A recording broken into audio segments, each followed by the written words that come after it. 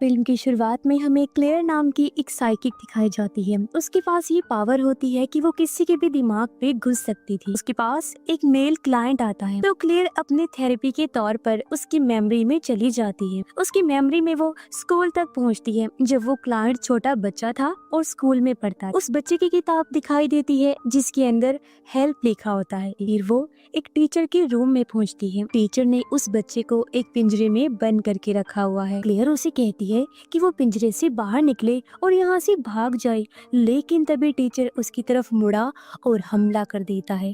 तब क्लेयर उस बच्चे को समझा रही होती है कि उसे यहाँ से बाहर निकलना पड़ेगा, लेकिन तभी क्लेयर की बेटी उसको उठा देती है जिससे कि वो बाहर आ गई। क्लेयर ये देखकर समझ गई थी कि स्कूल के दौरान उस टीचर ने उसके साथ बहुत बुरा सलूक किया। आज भी उसके दिमाग में कहीं ना कहीं ये बुरी सोच मौजूद। तभी क्लेयर की बेटी, जिसका नाम जॉर्डन है, वो फिर से आई और क्लेयर से पूछती है कि आखिर इस क्लाइंट के साथ हुआ क्या था। तो वो उसे सारी बात बताती है। अब अचानक उनके आपके पीछे खड़ा है। जॉर्डन जल्दी से पीछे मुड़कर देखती है, लेकिन उसे वहाँ कोई भी नजर नहीं आता। तभी यहाँ बच्ची का बाप आ गया जिसका नाम रैंडल है। वो अपनी बच्ची को यहाँ से ले जाने लगा और कहता है कि उसे किसी भी मदद की कोई जरूरत नहीं है। उनके जाने के बाद जॉर्डन अपनी माँ के पास आई और कहती है कि हमें उस छोटी लड़की की मदद करनी चाहिए, लेकिन क्लेयर उसे समझाती है कि वो लोग उसकी मदद नहीं कर सकते क्योंकि जो चीज मैंने देखी है वो क्रिएचर वो बहुत ही ज्यादा पावरफुल और खतरनाक है। जॉर्डन कहती है कि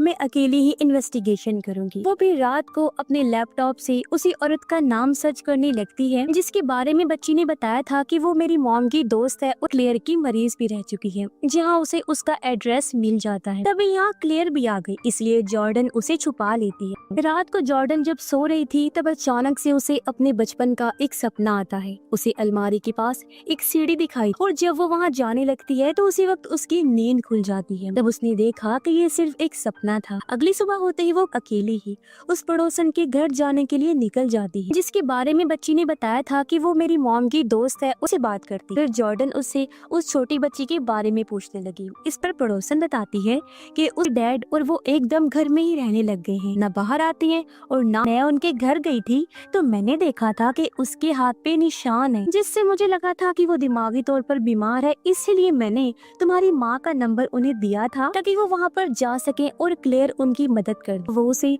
रैंडल का कार्ड दे देती है जिसमें उसका एड्रेस लिखा हुआ था। जबकि क्लेयर पुलिस स्टेशन में अपने पुलिस ऑफिसर दोस्त को कॉल करती है और उसे बताती है कि मेरे पास एक क्लाइंट आया था जिसके सपने में साथ काफी बुरा सलूक करता है। वो उसे टीचर का नाम भी बताती है और कहती है कि उस पर तुम लोग नजर रखो। वो ये बात जानता था कि क्लेयर का अंदाजा कभी गलत नहीं होता, इसीलिए वो फौरन अपनी टीम को उस पर नजर रखने के लिए कह देता है। इसके बाद क्लेयर उस बच्ची और क्रिएचर की ड्राइंग बनाती है और सोचने लगी। उधर जॉर्डन बच्ची के घर के एड्रेस पर पहुंच गई। उसे बेसमेंट में से किसी के चलने की आवाज आती है और अब जब वो दोबारा दरवाजे के पास आई तो वहाँ पर रैंडल आ चुका था। कहा कि मैं तुम्हें पहचान गया हूँ और मेरी बेटी की थेरेपी मुझे नहीं करवानी तो तुम यहाँ से चली जाओ। लेकिन वो बहुत जिद्दी थी जो कि उसकी बात नहीं मानती और उसके जाने के बाद चुपके से घर के अंदर घुस जाती और वहाँ पर छानबीन करने लगती है। उसे रैंडल और उसकी फैमिली की तस्वीर भी नजर आई, जिसके बाद उसकी एक खुफिया दरवाजा नजर आता है जिसे देखकर वो हैरान हो जाती है और पेचकस लाकर उसके नट्स को खोल देती है। अंदर जाती है तो ये एक बेसमेंट थी जहाँ रैंडल की बेटी होती है जो उसे कहती है कि वो यहाँ से चली जाए क्योंकि उसको भूख लगी है तो वो उसे खा जाए। ये सुन उसे समझ नहीं आता कि आखिर वो क्या कहना चाहती है, मगर अचानक रैंडल पीछे से आकर उस पर अटैक कर देता है जिससे जो रही थी लेकिन वो कॉल नहीं उठा रही होती। अब अचानक उसके पास पड़ोसन की कॉल आई जो उसे बता देती है कि उसकी बेटी कुछ देर पहले उससे मिलने के लिए आई थी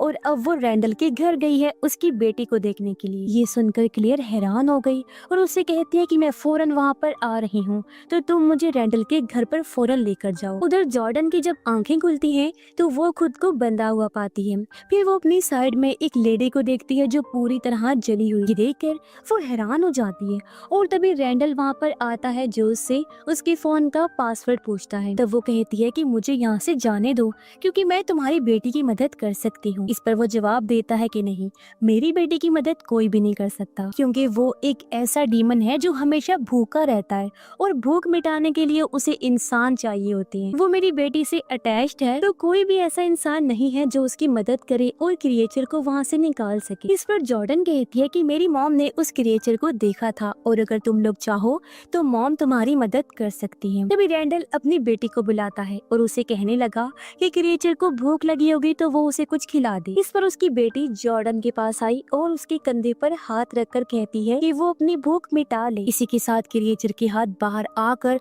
जॉर्डन की बाजू को पकड़ लेते हैं, जिससे उसकी बाजू जलने लगती है और क्रिएचर उसका खून पीने लगा। तभी रैंडल अपनी बेटी को रोककर कहता है कि बस बस वो हुआ, अब तुम यहाँ से जा सकती हो।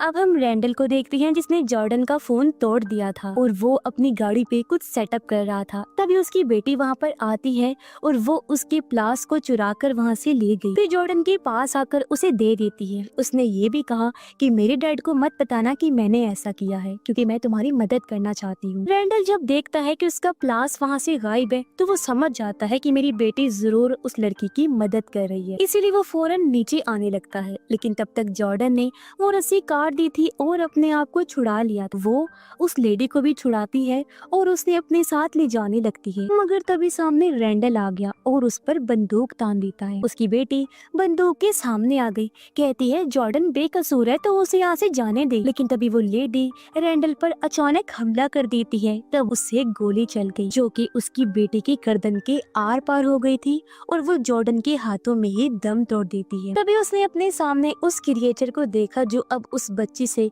जॉर्डन पर भाग जाती है और रैंडल अपनी बेटी की लाश को लेकर रोने लगता है। जॉर्डन जब भागकर बाहर आई तो उसकी मॉम भी वहाँ पर आ जाती है, जिसने पुलिस को खबर कर दी थी और पुलिस भी वहाँ पर पहुँच जाती है। जबकि रैंडल रोते हुए अपनी गाड़ी में बैठता है और वहाँ से भाग निकलता। अगली सुबह क्लेयर पुलिस स्टेशन आई और अपने ऑफिसर दोस्त से पूछती है कि आखिर आप लोगों को उस घर में से क्या मिला था। साथ ही वहाँ उसकी बेटी की लाश भी मिली है। वो उसे ये भी बताता है कि रैंडल अभी फरार है तो वो बहुत जल्द उसे पकड़ लेंगे।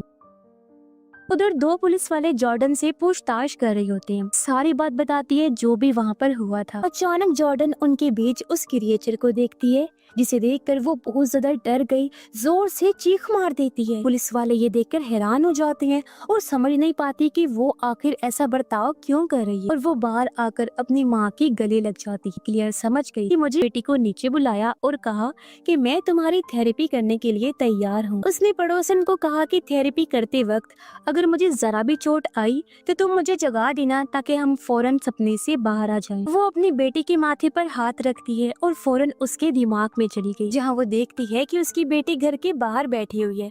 तो वो फौरन उसे उठाकर घर के अंदर ले आई, लेकिन यहाँ बहुत अंधेरा था। वो ऊपर जाना चाहती है लेकिन अचानक से वो क्रिएचर उसके सामने आ जाता है जो उसका अब पड़ोसन जब ये देखती है कि असली दुनिया में भी क्लियर का हाथ जल रहा है तो वो उसे थप्पड़ मार देती है, जिससे वो उसके दिमाग से बाहर आ गई। लेकिन ये देखकर क्लियर को अंदाजा हो गया था कि अब वो क्रिएचर उसकी बेटी के अंदर आ चुका है। वो अपनी बेटी को सुला देती है और उसने पड़ोसन से कहा कि तुम यहीं रुक कर मेरी बेटी का ख्याल रखो, क्योंकि मैं किसी जरूरी काम के लिए जा रही हूँ। वो फौरन हॉस्पिटल जाती है जहाँ रैंडल की वाइफ यानी उस बच्ची की मॉम को कभी रखा गया था। इसी हॉस्पिटल में क्लियर का क्लाइंट यानी न की जानकारी मांगती है, जिसके लिए वो राजी हो गया और बताता है कि जब उसकी मॉम यहाँ मरीज थी तो जो डॉक्टर उसका इलाज कर रहा था, एक दिन न जाने उसे क्या हुआ, वो बहुत डर गया और यहाँ से भाग निकला। अब क्लियर उस डॉक्टर से मिलने पहुंची और बच्ची की मॉम के बारे में पूछती है। डॉक्टर उसे कहता है कि वो पेशेंट सबसे ज्यादा अजीब थी, उसकी आंखें पूरी तरह सफेद हो गई थी और उसका जिस्म जलने लगा था। फिर मैं वो चीजें देख पा रही है जो बहुत भयानक है। तभी अचानक से मेरी कलाई भी जलने लगी, जिससे मैं बहुत डर गया और वहाँ से भाग निकला। डॉक्टर क्लियर को अपना हाथ भी दिखाता है। उधर जॉर्डन को फिर से अपने बचपन का सपना आया। जब वो अपने घर में आगे बढ़ रही थी तो अचानक से क्रिएचर की को ढूंढने के लिए जाती है तो उसके पीछे इस क्रिएचर को देख पाते हैं जो उसके पीछे पीछे ही लगा हुआ है। जब जॉर्डन आगे बढ़ी तो तब यहाँ रैंडल आकर उसे अगवा कर लेता है और अपने साथ ले गया। एक बॉक्स में बंद करके सुनसान जंगल में लेकर आ जाती है। जॉर्डन उससे पूछती है कि आखिर वो ऐसा क्यों कर रहा है। तब वो बताता है कि मेरी बेटी से वो क्रिएचर अब तुम्हारे अंदर ट्रांसफर हो गया है, अगर वो भूखा रहेगा तो वो मर जाएगा, इसीलिए वो उसे अंदर डाल रहा है ताकि वो किसी को भी जान से ना मार सके और सिर्फ तुम पर फीड कर ले। फिर उसे गार्ड कर वो पुलिस स्टेशन आया और खुद को पुलिस के हवाले कर देता है। क्लेयर भी यही थी जो पूछती है कि आखिर मेरी बेटी कहाँ पर है, लेकिन उसने कि प्लीज मुझे एक बार रैंडल से बात करने दो, लेकिन उसने ये कहकर मना कर दिया कि ये उनकी प्रोटोकॉल्स के खिलाफ। लेकिन तभी वो देखता है कि जिस टीचर पर क्लेयर ने नजर रखने के लिए कहा था वो सच में मुजरिम था, छोटे बच्चों पर जुल्म किया करता था और उसे गिरफ्तार कर लिया गया है। इन्हें क्लेयर ने जो कहा था वो सच था, जो देखकर क्लेयर को इजाजत दे देता है ताकि वो रैंडल से बात कर सके। इसीलिए वो आकर रैंडल से पूछती है कि बताओ। वो आने लगती है कि आखिर उसकी मेमोरी में गई, जिसके जरिए जंगल में आ जाती है, जहाँ वो पता लगा लेती है कि उसकी बेटी को तो इसने गाड़ दिया है। इसलिए वो फौरन अपनी चाबी लेती है और पड़ोसन के साथ वहाँ पर जाने के लिए निकल जाती है। और जो पुलिस वाला था वो भी अपनी टीम के साथ उसका पीछा करने लगता है। जबकि क्रिएचर जॉर्डन को परेशान कर रहा था क्योंकि उसे भूख लगी थी, तो वो उसे ही छू कर जला रहा होता है। कुछ ही देर में क्लेयर और पड़ोसन वहाँ पहुँचे और दोनों जमीन खोदने लगते हैं। तभी उन्होंने देखा कि वो क्रिएचर अभी भी जॉर्डन के पास ही है। इसलिए क्लेयर उससे कहती है कि तुम पुलिस का ध्यान भटकाओ ताकि मैं जड़ से क्रिएचर का खात्मा कर दूं। वो फिर अपनी बेटी के सर पे हाथ लगाती है और उसके दिमाग में घुस गई, जहाँ उसने देखा कि उसकी बेटी बहुत ज्यादा डरी हुई है। क्लेयर एटिक में गई जहाँ क्रिएचर उसका गला पकड़ लेता है, लेकिन तभी वो क्रिएचर के सर पे हाथ रख के अब उसके दिमाग में घुस जाती है। पता चला कि क्रिएचर के दिमाग की जो जगह है वो बहुत ज्यादा ड्राउनी और काली है। तभी जॉर्डन भी इस दिमाग में आ गई थी और जब वो ऊपर गई तो अपनी माँ और क्रिएचर को देखती है, जिससे वो समझ आती है कि हम क्रिएचर की मेमोरी में हैं, उसके दिमाग की दुनिया में। तभी क्लेयर क्रिएचर को सामने देखती है जो डीमन शैतान वाली चेयर पर बैठा हुआ था। वो कहता है मुझे भूख लगी, लेकिन क्लेयर ने उसे जवाब दिया कि मैं तुझे मार डालूंगी। लेकिन अचानक से वो गायब होकर पीछे से हमला कर देता है।